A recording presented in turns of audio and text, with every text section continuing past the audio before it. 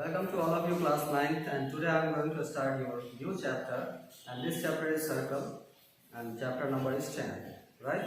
So we will talk about the basic things of circle. हम लोग circle के basic चीज़ों के बारे में आज पढ़ेंगे और उसके सारे फीचर्स के बारे में पढ़ेंगे, जानेंगे कि एक सर्कल में कैसे कितने पार्ट्स होते हैं, किस पार्ट्स को क्या कहते हैं।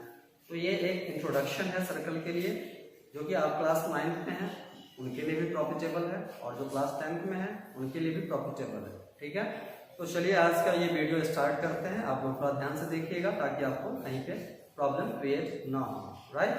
तो चलिए फर्स्ट ऑफ ऑल हम लोग बात करेंगे सर्कल के बारे में। सर्कल एक्चुअली होता क्या है, तो मैंने पहले ही लिख रखा है ताकि ये वीडियो का लेंथ थोड़ा सा शॉर्ट हो, ज़्यादा लार्जर लेंथ का नहीं हो, ताकि आप बोर फील ना करें।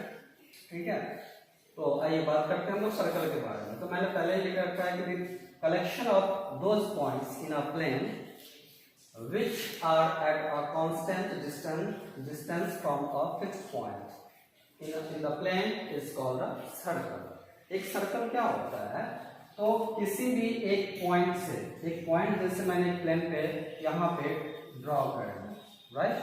तो इस पॉइंट से एक जैसा डिस्टेंस, मतलब इक्वल डिस्टेंस आप जब सभी तरफ का ले लेते हो, मान लो कि यहाँ से आपने क्या किया, इस तरफ से एक कर्व ड्रॉ कर दिया। ठीक है, अब ये कर्व का जहां भी इस कर्व का लेंथ अगर आप इस पॉइंट से मेजर करो तो हर तरफ का लेंथ अगर एक जैसा आता है, ठीक है, if you are getting the equal length from each point, सभी पॉइंट से अगर आप इस पॉइंट तक का लेंथ अगर आपको इक्वल मिलता है, दैट मीन्स ये फिगर क्या कहलाएगा, ये ज्योमेट्रिकल फिगर सर्कल कहलाएगा। ठीक है, और इसमें देखिए, इसी में हम लोग बात करें, ये तो चलिए डिस्टेंस के बेसिस पे हम लोगों ने सर्कल को डिफाइन कर दिया। ठीक है, इसमें भी कई सारे पार्ट्स होते हैं जो आपने प्रीवियस क्लासेस में भी पढ़ा होगा, बट इट डजंट मैटर। इसके लिए मैं उन बातों को लेकर आपको परेशान नहीं करूंगा कि आपने पहले ही पढ़ रखा है तो मैं नहीं बताऊंगा, ऐसा नहीं है। मैं फिर से बता रहा हूँ, आप इसको ध्यान से देखें। ठीक है, तो जैसे मैं एक अनदर सर्कल ड्रॉ कर लेता हूँ। ठीक है, ये एक सर्कल है, यहां से आपको पता है इस पॉइंट से सर्कल के एवरी पॉइंट का डिस्टेंस क्या है, इक्वल है, सभी के सभी। तो मैंने इसको कंसीडर कर लिया, दिस पॉइंट इज ओ, ये एक पॉइंट का मैंने रख दिया ओ है। ठीक है, अब ये पॉइंट सर्कल का जो है, ये इसको हम लोग कहते हैं एक्चुअली, इस पॉइंट का नेम क्या होता है। देखिए इस वर्ल्ड में जितने भी चीजें हैं, ये जो गॉड के द्वारा बनाई गई है या हम इंसानों के द्वारा बनाई गई है, जो भी चीजें बनाई गई है सभी का कुछ ना कुछ नेम रखा गया है। तो इस सर्कल में भी क्या है कि इंटीरियर पार्ट में एक पॉइंट दे दिया गया है, तो इसका भी जाहिर सी बात है कोई ना कोई नेम होगा। तो इसका जो है सर्कल का नेम रख दिया गया कि सर्कल के इंटीरियर पॉइंट, ये जो मिडिल में है, इसका नेम रख दिया गया सेंटर। सेंटर, इसको हम लोग कहेंगे सेंटर ऑफ द सर्कल। ठीक है, या आप सिंपली सेंटर भी बोल सकते हो, centre of the circle, right. Next अब आप हम लोग बात करते हैं इस कर्व के बारे में।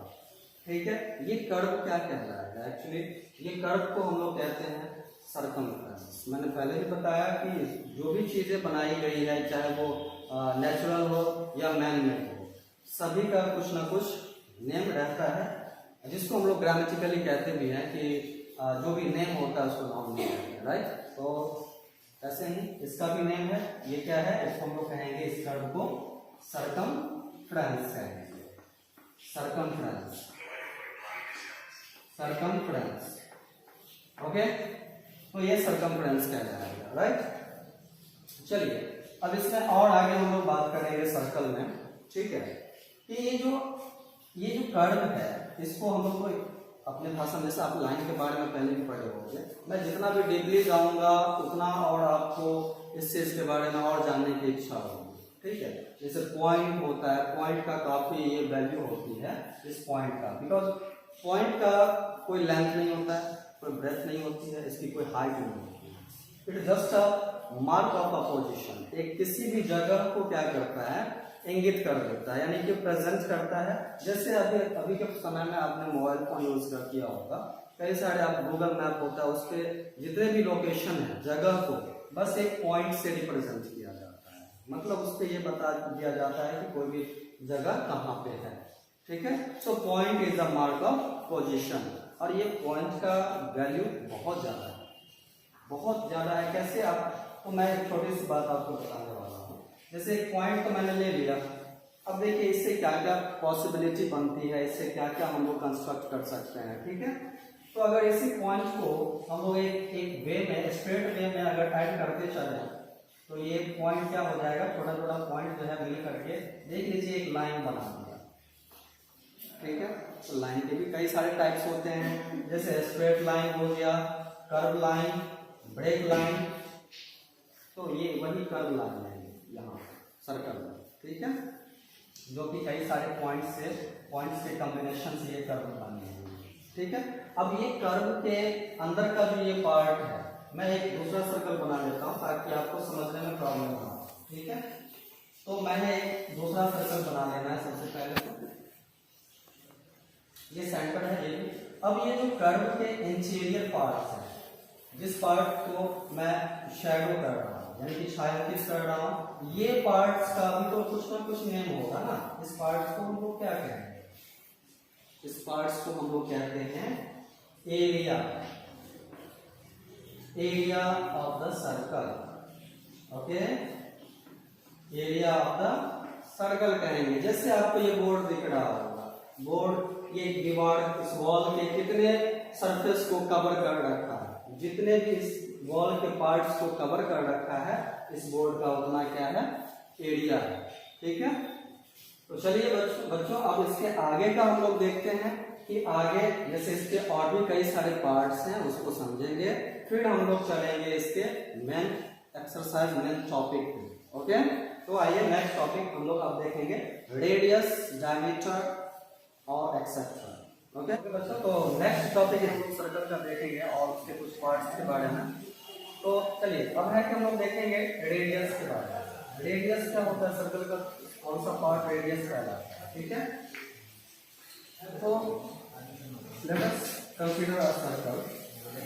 एक सर्कल मैंने कंसीडर कर लिया है कुछ इस तरह से, एंड ओ इसके सेंटर होता है। ठीक है, O is the center of this circle. तो अब रेडियस क्या होता है कि radius of a circle is the distance from the centre of the circle to any point on its circumference. मतलब कि एक सर्कल का जो डिस्टेंस, सर्कल में जो डिस्टेंस होता है सेंटर से सर्कल के किसी भी पॉइंट पे, सर्कमफ्रेंस के किसी भी पॉइंट पे यहाँ तक का जो डिस्टेंस होगा, जिसमें मैं शो कर रहा हूँ, ये डिस्टेंस, ये इसको हम लोग क्या कहेंगे, रेडियस कहेंगे। ये जितने भी है आप ड्रॉ कर लो इस तरह से, चाहे आप ऐसे ड्रॉ कर लो, किसी भी तरह से आप इसको ड्रॉ करोगे, ये सभी के सभी रेडियस कहलाएगा। ठीक है, और आपको पता होगा कि जैसे आपने साइकिल यूज किया होगा, साइकिल में एक व्हील होता है। ठीक है, तो व्हील में भी कुछ इसी तरह से स्पोक्स लगे होते हैं, जिसको मैकेनिक बोलते हैं स्पोक्स, इस तरह से।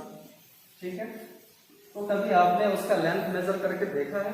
अगर आप लेंथ मेजर करोगे तो इस पॉइंट से जो बीच में रहता है, इस पॉइंट से यहाँ तक के, यानी कि जो टायर तक के जो डिस्टेंस होंगे, हर तरफ का आपको इक्वल मिलेगा, एक समान मिलेगा। इसलिए ताकि ये व्हील जो है प्रॉपर क्या हो सके, प्रॉपर वे में रोटेट कर सके। ठीक है, इस तरह से रोटेट कर सके। अगर मान लीजिए कि इन केस ये लेंथ सभी, इसका जितना भी स्पोक्स है, जैसे मैंने अगर सर्कल के बारे में कहना है तो सर्कल में ये तो रेडियस कहलाएंगे।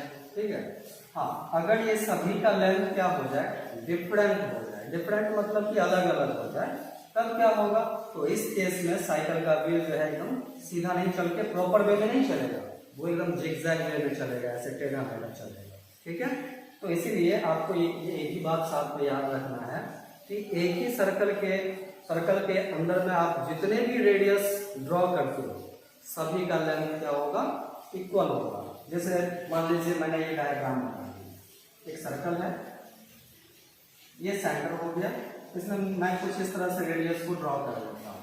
ठीक है, और सभी का मैंने नेम रख दिया अलग अलग, जैसे R1, ये R2, R3, R4, R5, इस तरह से। और R6।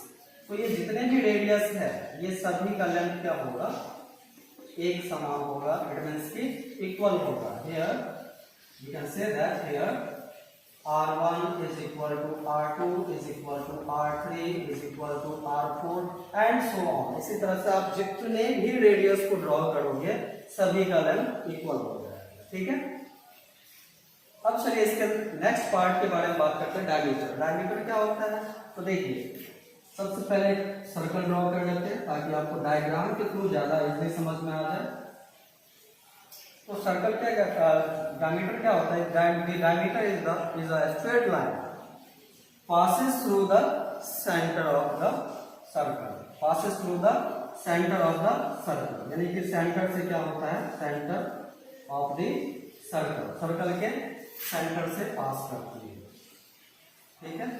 ये देखो कुछ इस तरह से ऐसे सेंटर, ये सेंटर है, सेंटर से होकर ये लाइन पास करेगी, तो इसको हम लोग क्या कहेंगे, ये पूरे को क्या कहेंगे, डायमीटर, ठीक है, डायमीटर कहेंगे। हाँ अब देखिए इसमें डायमीटर और रेडियस दोनों में एक रिलेशन होता है, वो रिलेशन क्या होता है तो मैं अभी आपको बता रहा हूँ, ठीक है। जैसे मैंने यहाँ पे कहा रेडियस, कई सारे रेडियस को ड्रॉ कर लिया था, ठीक है। तो अब देखो इसमें ये भी रेडियस है R4 और R1 भी रेडियस है, और जब इसी में देख लो अब यहाँ पे कि ये पूरा का पूरा डायमीटर हो गया।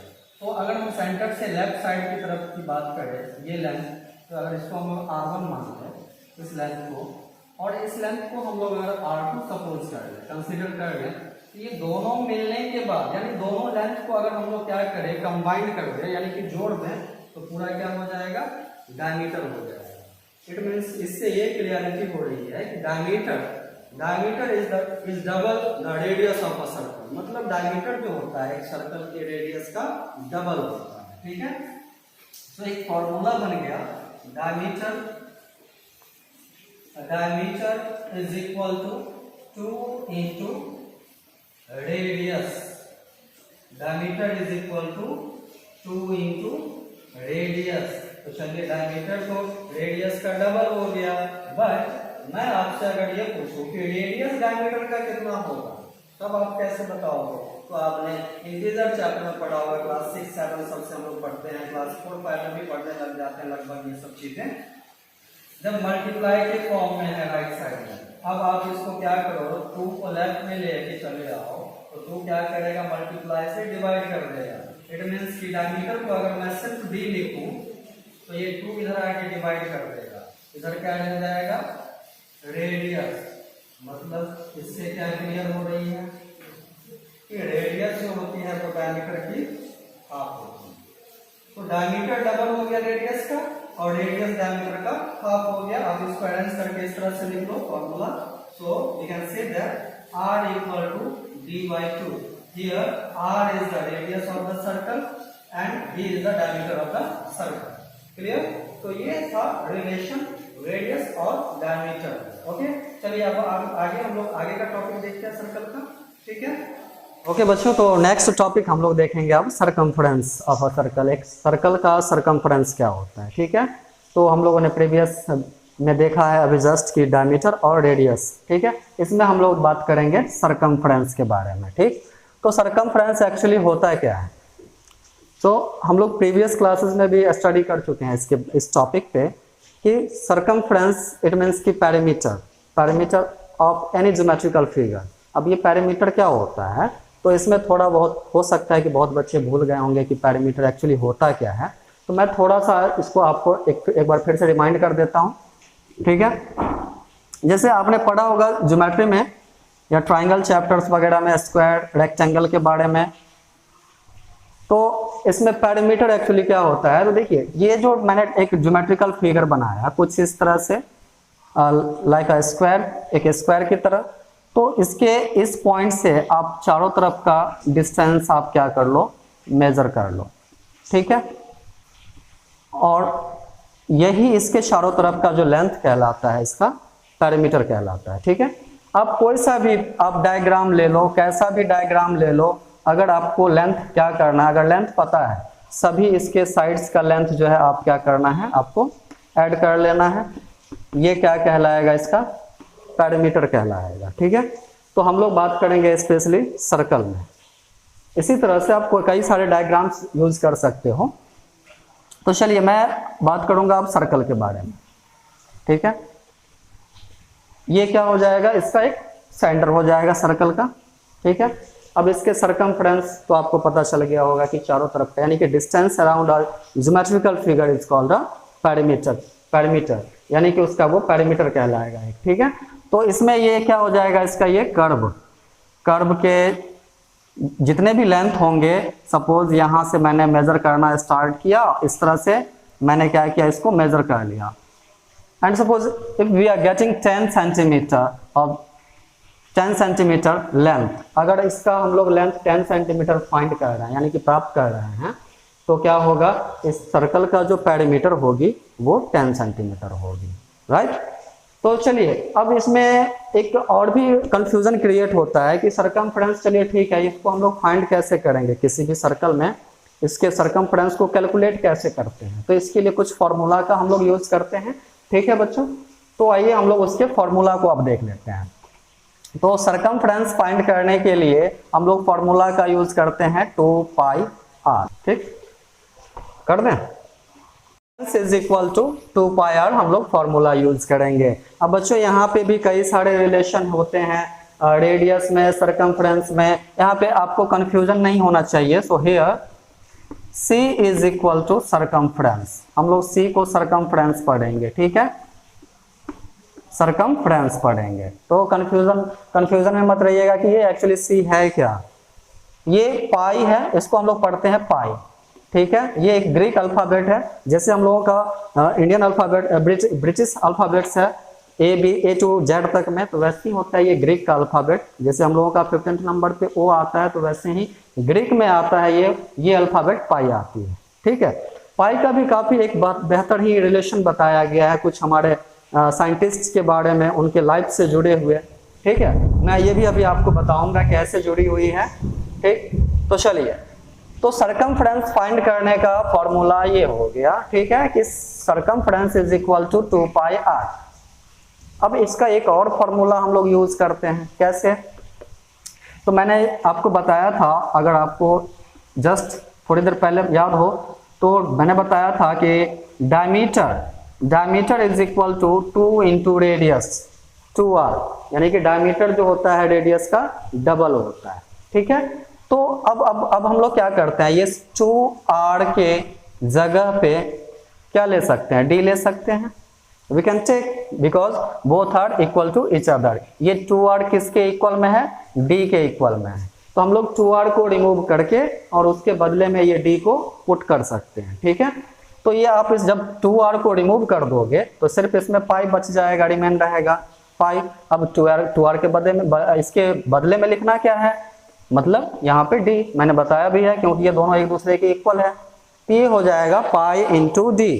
तो फाइनली सेकेंड वे भी हो गया, सेकेंड वे फॉर्मूला, इस फॉर्मूला का सेकेंड तरीका निकल गया। हाँ, लेकिन अगर मान लीजिए यहीं पे आपको पाई फाइंड करना है, पाई का वैल्यू कैसे आता है, पाई का एक कांस्टेंट वैल्यू होता है, pi is equal to 22/7। Okay, we can take approximately 3.14 something, इस तरह से हम लोग वैल्यू ले लेते हैं। ठीक है, तो चलिए अब इसी में से अगर आप पाई का वैल्यू कैलकुलेट कर लें, तो कैसे आप कैलकुलेट करोगे, तो यहाँ से हम लोग इंटीजर में पढ़ते हैं कि जो अगर लेफ्ट में मल्टीप्लाई होता है तो इक्वल के राइट में जाने पे ये क्या हो जाएगा, डिवाइड में चेंज हो जाएगा, और जब यही लेफ्ट में डिवाइड में रहेगा, राइट में जाने पे क्या होता है, मल्टीप्लाई में चेंज हो जाता है। तो यहाँ पाई और ये डी दोनों क्या है, मल्टीप्लाई के फॉर्म में है। अगर हम लोग पाई को रख लें, ठीक है, इसी साइड में, तो डी का वैल्यू अगर हम लोग पाई का, तो डी क्या हो जाएगा, इस तरफ आकर के इसको डिवाइड कर देगा, यानी कि circumference by diameter is equal to pi. तो फाइनली यदि आपके पास ऐसा कोई क्वेश्चन हो जिसमें आपको पाई का वैल्यू वेरीफाई करना है कि एग्जैक्टली 22/7 ही आता है या नहीं, तो आप क्या करना, उसमें सरकमफ्रेंस फाइंड कर लेना, फाइंड कर लेना, और फिर दोनों को क्या करना, सरकमफ्रेंस को डायमीटर से जब आप डिवाइड करोगे तो उसका एग्जैक्टली वैल्यू पाई के वैल्यू के इक्वल में होगा, और वो वैल्यू क्या होगा, 22/7, और मैंने ये भी बताया था साथ साथ इसका अप्रोक्सीमेट वैल्यू हम लोग लेते हैं 3.14। अब ये साइंटिस्ट से कैसे रिलेटेड है, तो आपने सुना होगा अल्बर्ट आइंस्टाइन और स्टीफन हॉकिंग, ये दोनों के जीवन से जुड़ी हुई है ये डिजिट। जब इसके वैल्यू को सुपर कंप्यूटर भी नहीं जब फाइंड कर पाया एग्जैक्ट वैल्यू 22/7 का, ठीक है, तब जाकर के इसका एक अप्रोक्सीमेट वैल्यू लिया गया, जिसमें अगर आप गूगल करे देखें तो उसमें पता चलेगा कि अल्बर्ट आइंस्टाइन और स्टीफन हॉकिंग इसी डेट में, यानी कि इसको इस तरह से लिया गया है कि 14 और ये 3 मंथ यानी कि मार्च, ठीक है, 14 मार्च को, मार्च के दिन ही एक का डेथ हुआ था तो एक का बर्थ भी हुआ था सेम डे। तो ये बड़े ही एक रोचक बात है बच्चों, ठीक है, तो इसको याद रखना है। चलिए आगे का अब हम लोग टॉपिक देखते हैं, ठीक है।